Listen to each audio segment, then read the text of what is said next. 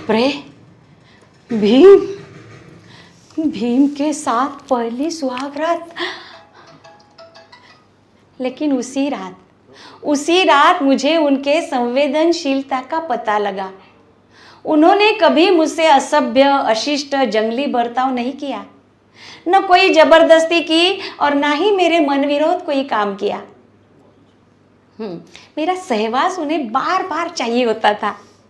वैसे सभी भाइयों की वैसी ही चाहत थी, लेकिन भीम उसे अपने भोलेपन से, निष्कपट भाव से बोल लेते थे।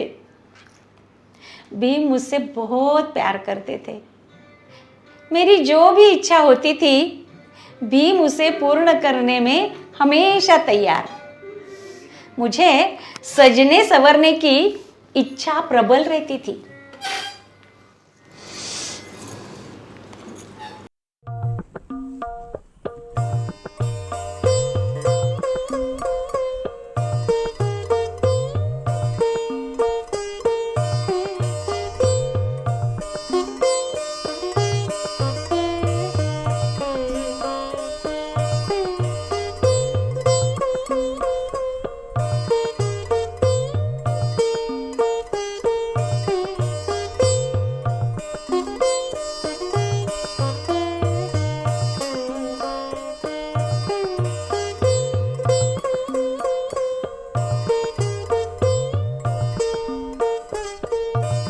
अन्य प्रकार के गहने, मूल्यवान कीमती वस्त्र आदि न चाहते हुए फिर भी मैंने एक बार रंग बिरंगे कमल पुष्पों की चाहत जाहिर की। तब गंधमादन पर्वत से वे सुगंधित कमल पुष्प लाने भीम ही गए थे। विराट पर्व में भीम ने मुझे एक बार कहा था, पांचाली, तुम्हें क्या तकलीफ परेशानी है, या तुम्हें क्या चाहिए और क्या नहीं, मुझे निसंकोच कह दे।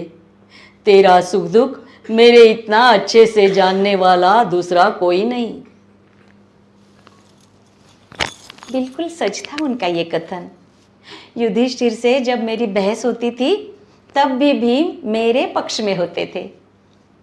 मेरे क्षोभ में, क्रोध में, व्याकुलता में भीम जैसा साथ मुझे किसी ने नहीं दिया।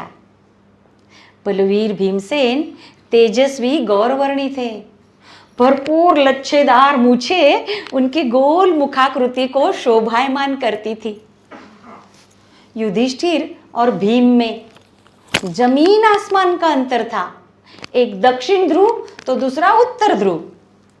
भीम मल्ल विद्या और गदा युद्ध में प्रवीण थे।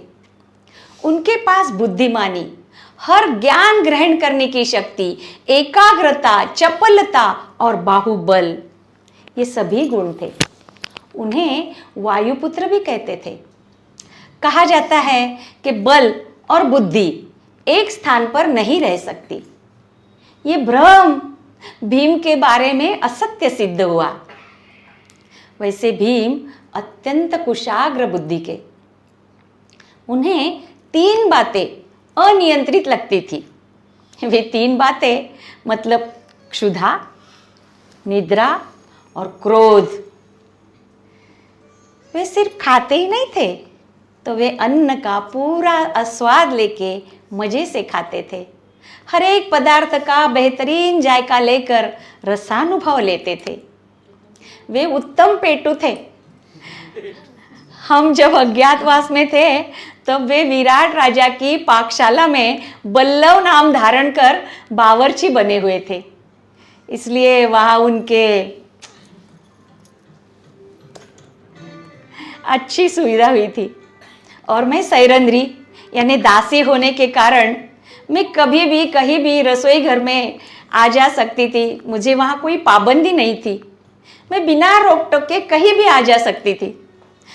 और रसोई घर में मेरी और भीम की मुलाकात होती थी। वे सशक्त और ताकतवर थे। मानो भीम आते तो सैकड़ों हाथियों की गजसेना आ गई हो।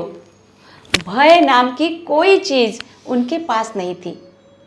मेरे इस वीरपति भीमसेन का अतुलनीय शरीर सामर्थ्य मेरे कमनीय और मोहक स्त्रीत्व का कवच ही था। इसीलिए तो विराट पर्व में कीचक की वक्र दृष्टि मुझ पर पड़ते ही भीम ने परिणामों की परवाह किए बिना बड़े चातुर्य से उसका वध किया था। गदाधर भीम अमाप सामर्थ्यशाली, वैसे वे विनयशील भी। पत्नी के रूप में मेरा मन थोड़ा सा भी दुखी न हो, इस बात की वे अचूक सावधानी बरतते थे।